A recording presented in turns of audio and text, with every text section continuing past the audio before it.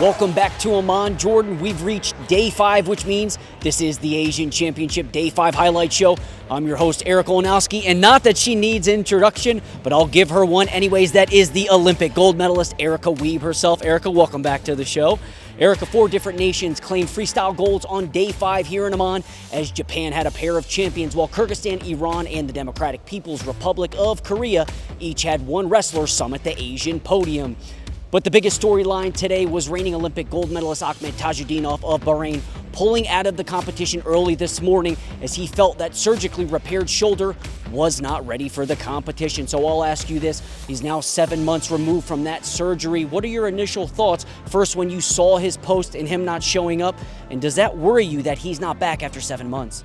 Obviously, I was super disappointed when I saw the post, but no, I don't have any concerns. This is a guy that has proven time and time again, he's a gamer, he's a champion, and he knows his body as well. And I think it's also really important for athletes to take the time they need to heal, not rush back into competition, because we also see the issues with those lingering injuries. And so him taking the time to heal is actually really exciting for me, because I think we're going to have a great show at World Championships. I do agree with that. At 21 years old, no need to rush back. Plenty of time. He's won the Asians, he's won the Worlds, he's won Olympic Games. What else does he have to prove to us, right? And since we're talking about Tajudin, we might as well stick with 97 kilos, where Yoshida of Japan shocked the world as he beat world champion Rizabek Aitmukan of Kazakhstan 7-1. He's now taken out world champions in back-to-back competitions as he beat Kyle Snyder from the United States at the Muhammad Malo Ranking Series event, and now that win over Aitmukan tonight. Erica, talk about it.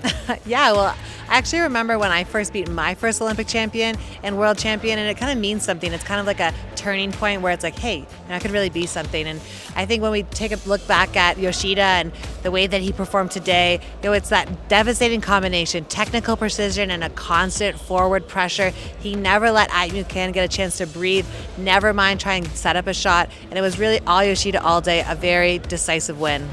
Another Japanese dominating win that we saw on day 5 that resulted in a tech fall came in the 65 kilo finals as Kaisei Tanabe of Japan closed out the gold medal match early with a 12-2 win over world bronze medalist Sogbadrag Sudvansirvan of Mongolia.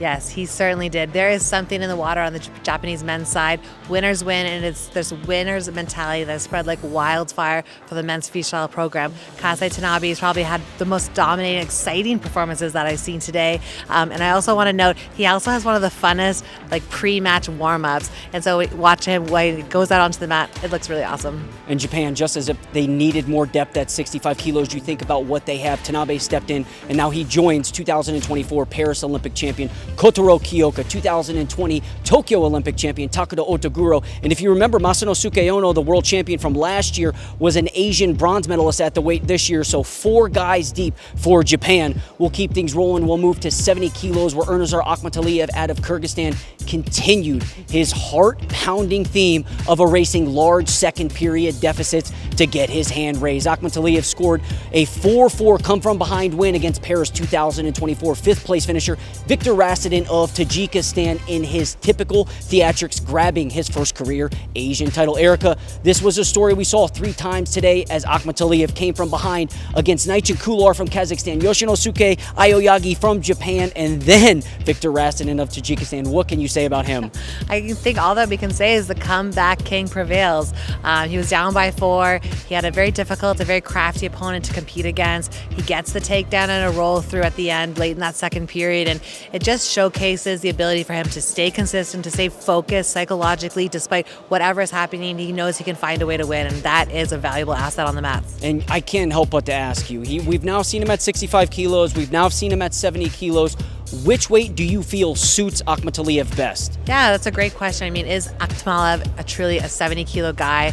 He is really big at 65, and it's really tough on that double weigh-ins on World Championships. As an example, he looks so good at 70 kilos, and that's where he's done the most of his winning that we've seen recently. And so I could see him staying here and having a lot of success over the next couple years. Couldn't agree more. And Iran grabbed the 79-kilo gold as Mahdi Yosefi teched Kadir Saipudinov out of Bahrain 10-0. This was one of the most lopsided wins on the night.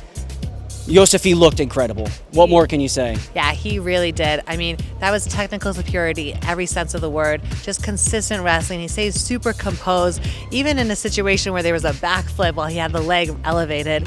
And so there was also a situation where 2 times, Sapudinev reached up with his right hand. He just disappeared on that sweep single twice in a row to get two-point takedowns.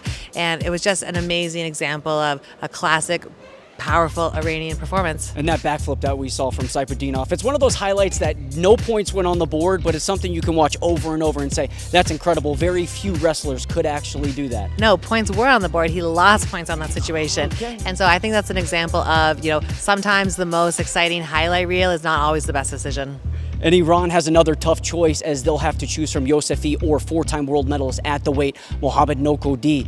Moving to the 57-kilo finals, which is the 5th and final gold medal that was given on day 5. Chung Sung-hong from the Democratic People's Republic of Korea put the world on notice with his standout performance against Milad Valizadeh from Iran, winning the title 8-1.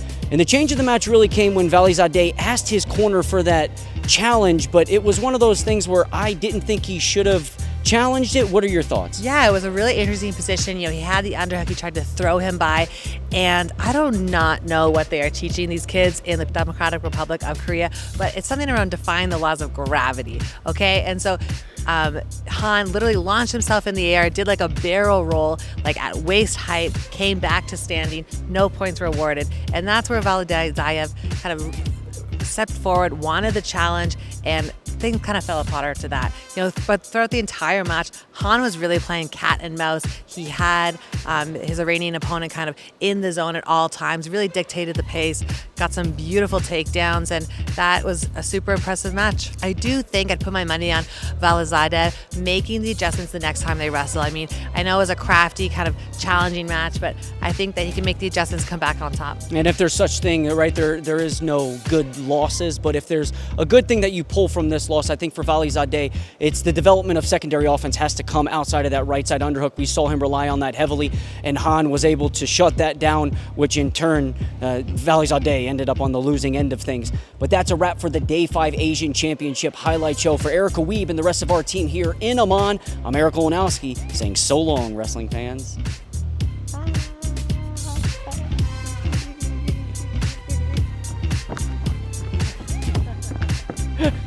Bye.